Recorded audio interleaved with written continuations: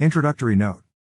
Richard Henry Dana, the second of that name, was born in Cambridge, Massachusetts, August 1, 1815. He came of a stock that had resided there since the days of the early settlements. His grandfather, Francis Dana, had been the first American minister to Russia and later became Chief Justice of the Supreme Court of Massachusetts. His father was distinguished as a man of letters. He entered Harvard College in 1831, but near the beginning of his third year an attack of measles left his eyesight so weak that study was impossible.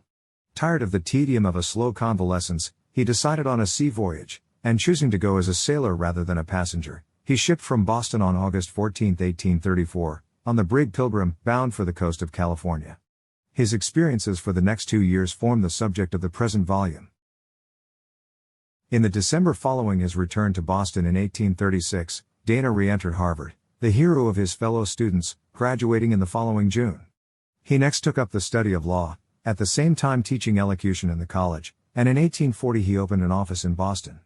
While in the law school he had written out the narrative of his voyage, which he now published, and in the following year, 1841, issued The Seaman's Friend. Both books were republished in England, and brought him an immediate reputation. After several years of the practice of law, during which he dealt largely with cases involving the rights of seamen, he began to take part in politics as an active member of the Free Soil Party. During the operation of the fugitive slave law he acted as counsel in behalf of the fugitives Shadrach, Sims, and Burns, and on one occasion suffered a serious assault as a consequence of his zeal. His prominence in these cases, along with his fame as a writer, brought him much social recognition on his visit to England in 1856. 3 years later, his health gave way from overwork, and he set out on a voyage round the world, revisiting California, where he made the observations which appear in the postscript to this book.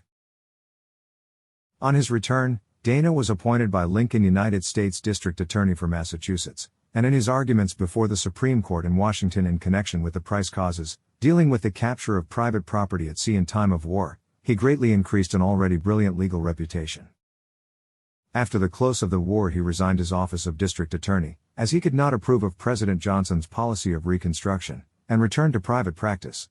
This he relinquished in 1878, in order to go to Europe to devote himself to the preparation of a treatise on international law, but the actual composition of this work was little more than begun when he died in Rome, January 6, 1882, and was buried in the Protestant cemetery, where lie the ashes of Keats and Shelley. The record of Dana's life agrees with the picture of his temperament which lie unconsciously painted in his first and greatest book. The ready sympathy for the suffering and the oppressed, the courage, unselfishness, and fair-mindedness which he exhibited on the merchant vessel when a boy of 20, continue to characterize him throughout his long and distinguished career as lawyer and citizen. The merit of 2 years before the mast was recognized in both America and England immediately after its appearance, and it at once took rank as the most vivid and accurate picture in literature of the side of life it sought to portray. W. Clark Russell, himself one of the best writers of sea stories in English, called it the greatest sea book that was ever written in any language, and the convincing detail of its narrative led to comparisons with the masterpiece of Defoe. Its value and interest today are even greater than they were when it was written, for, while the human element remains the same, the account of the routine on board the old sailing ships, the picture of the trading on the coast of California, and the description of that country in the days before the discovery of gold had transformed its civilization, have all acquired a historical importance. Much is added, also, by the unaffected literary skill of the narrator. Such episodes as the flogging of Sam and John the Swede, the dry gale off Point Conception, the wedding fandango at Santa Barbara, the Kanakas in the oven, the funeral in San Pedro, the rounding of Cape Horn in the Alert, have passed into the list of the memorable things in literature.